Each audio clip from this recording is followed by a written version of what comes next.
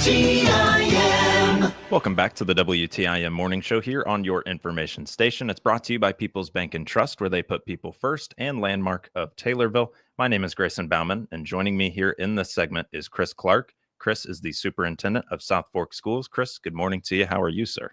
Doing well. Thanks for having me, Grayson. Very nice to meet you. First time I've come on your morning show. I've been here with some other people, but very nice. Thank you for having me, and look forward to getting to know you and coming in regularly. Let's start by getting to know each other a little bit here as well. Chris, can you tell me kind of the path that you've taken to get to the superintendent? Did you start as an educator? Where are you from? Can you just fill me in on who Chris is? Sure. Actually, I am born and raised here in the Midland area. Jeiseyville actually is where I grew up. I did graduate high school from Kincaid, South Fork High School. With it, from there, I went on to Lincoln Land and then to SIU. After graduating college, I ended up becoming a teacher coach at Verdon for about 8 years, and then moved over into a principal's role in South Fork. And since then, I've been here now 13 years and kind of moved up through the ranks and become superintendent about 4 or 5 years ago. So just been there, glad to be back home, glad to be helping the kids of South Fork. Well, and when you took over the superintendent roles, would have been a kind of interesting time in doing so, I have to imagine, for you. Sure. I guess, yeah, it was probably my second year, so I go back of it. Yeah, the nice COVID kind of hit in with it. But with it before that, we did an interim superintendent. So I was kind of an assistant superintendent, did daily tasks of the superintendency before I took over. But I did have a nice gentleman, Mr. Ron Graham, help me transition for that and be there to give me guidance. So that was good.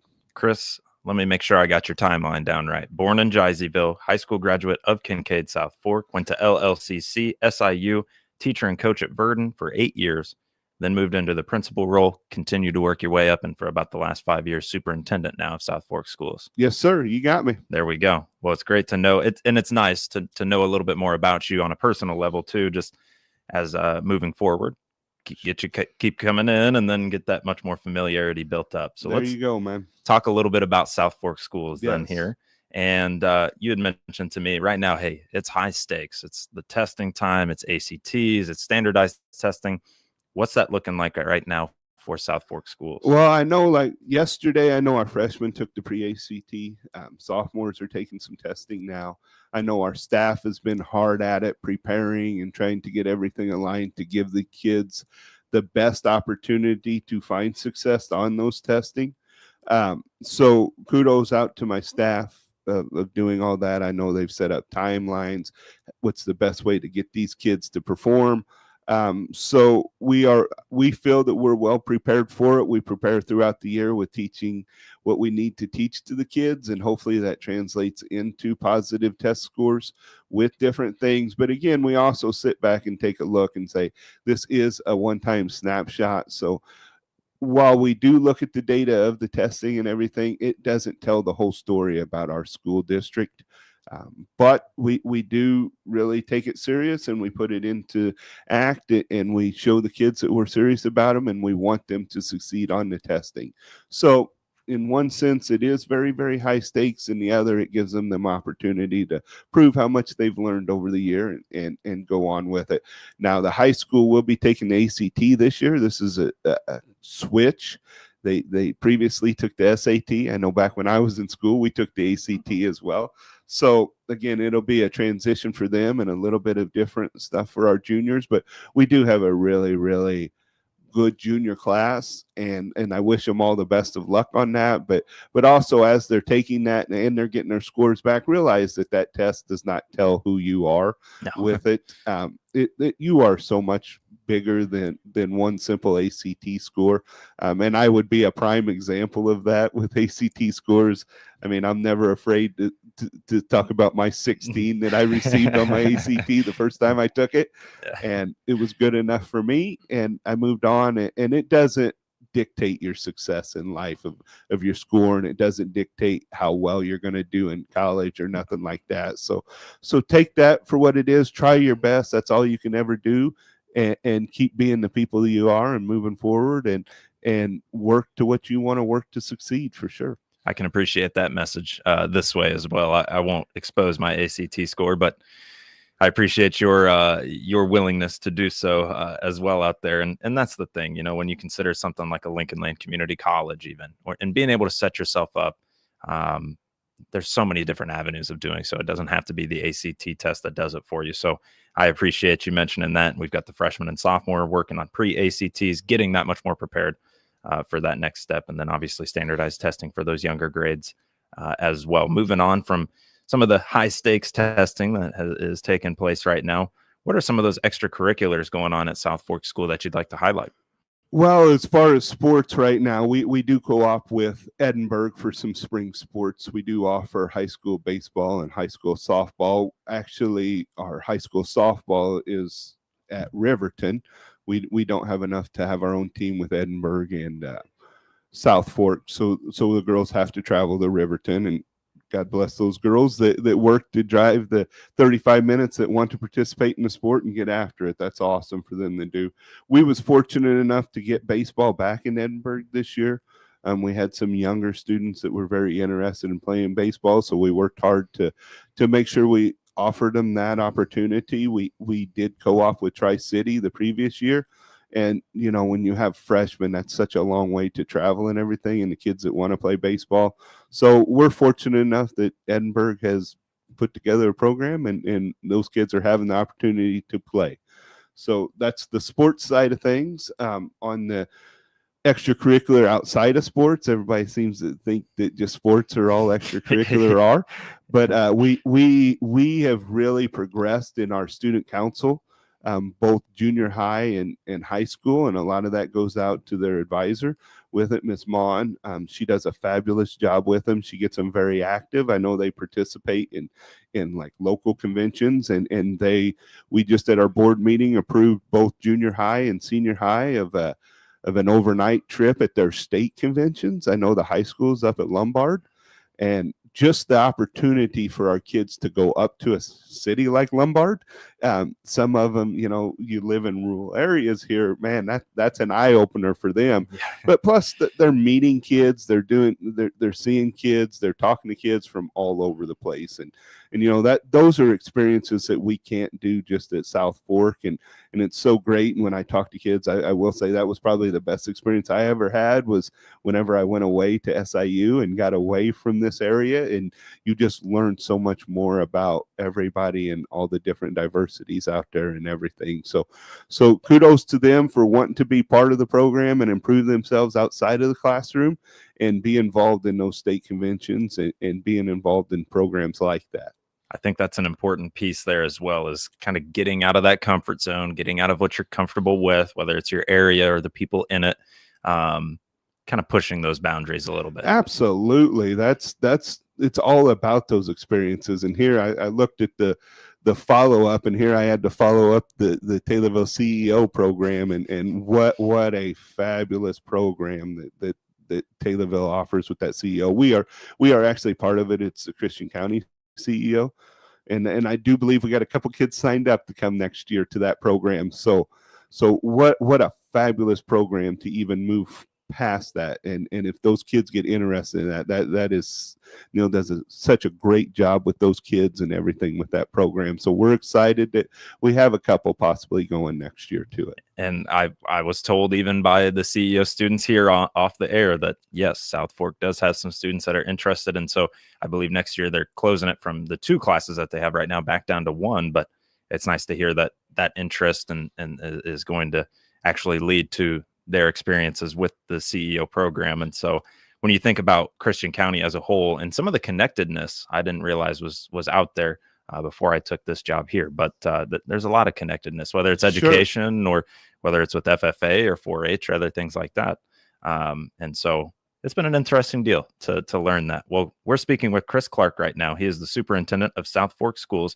We've been talking a little bit about some of the testing coming up and the extracurriculars, and also just about who Chris is as well. We'll be back around with more about South Fork Schools when we return. We're brought to you by People's Bank and Trust and Landmark of Taylorville.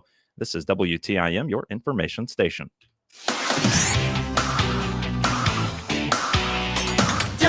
WTIM.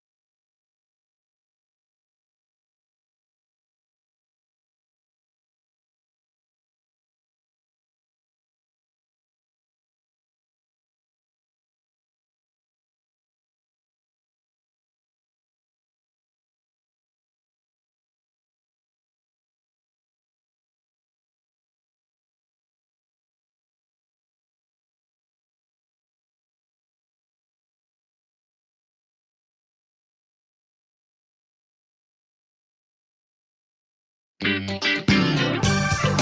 information station, WTIM.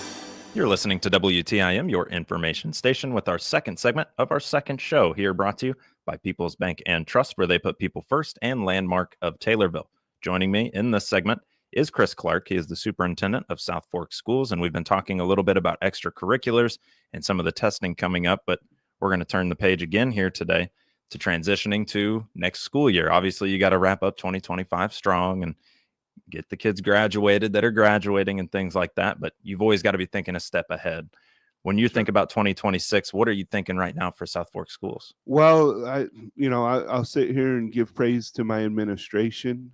They have worked very hard. We've been identified as the school improvement school on side of things, and we've over the past 2 to 3 years have really taken a step back and looked at our curriculum and what's going on with it and things that we can do to give these kids the best opportunity.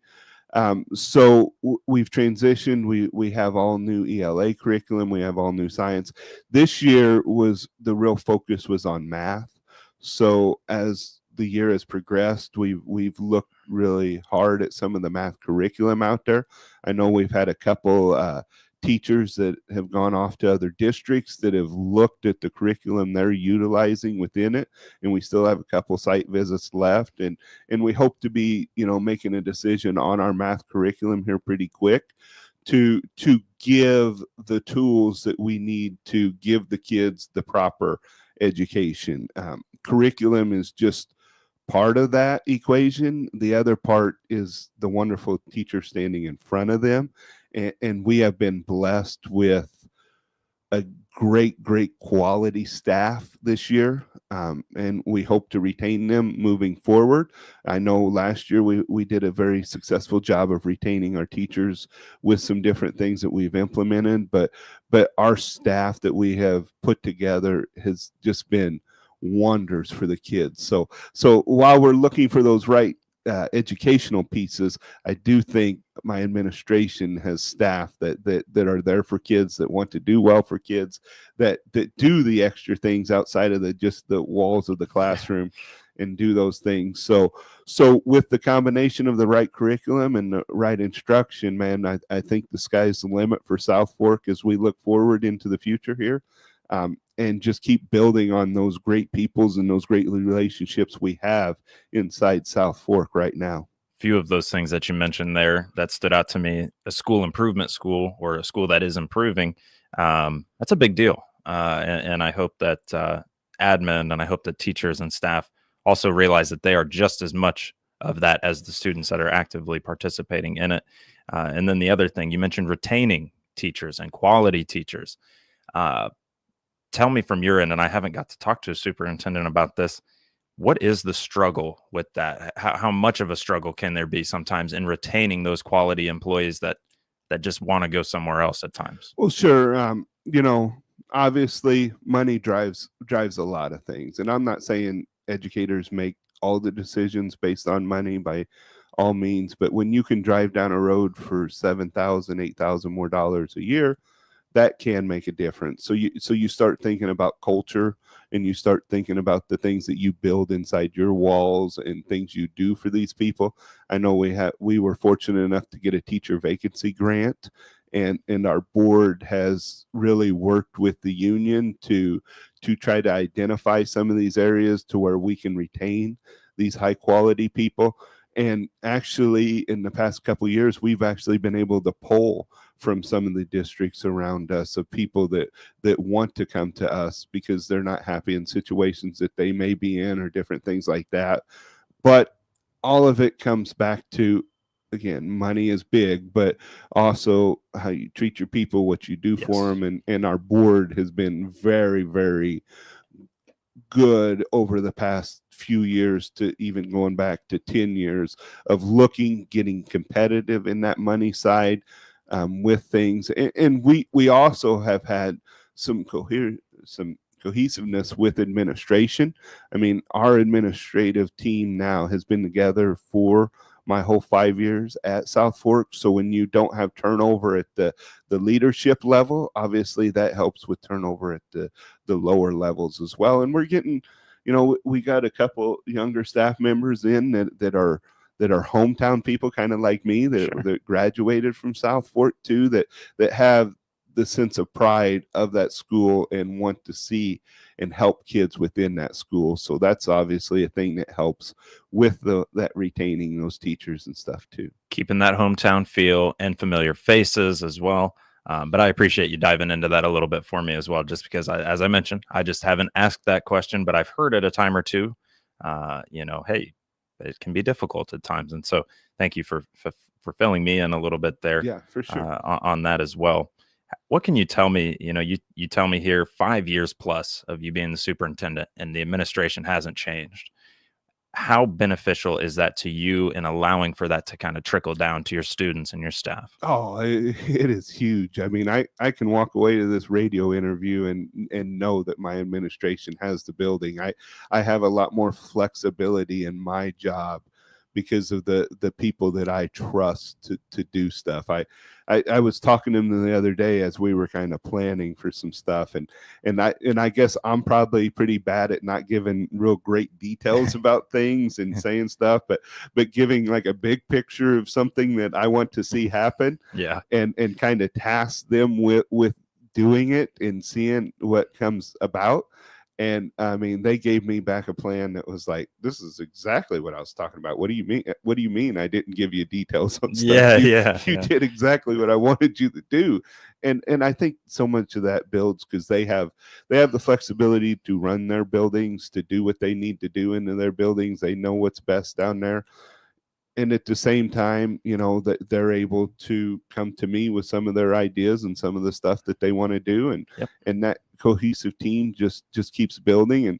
And with that, we've also developed, school improvement teams, that the whole team concept. Obviously, as a coach, I've always enjoyed the team concept side of things. So that's how I'm going to lead. And that's where I feel most comfortable, is giving responsibilities and sharing those duties and working together totally as a team. Not micromanaging and leaving that opportunity to other people is also something that they appreciate too, I am sure of.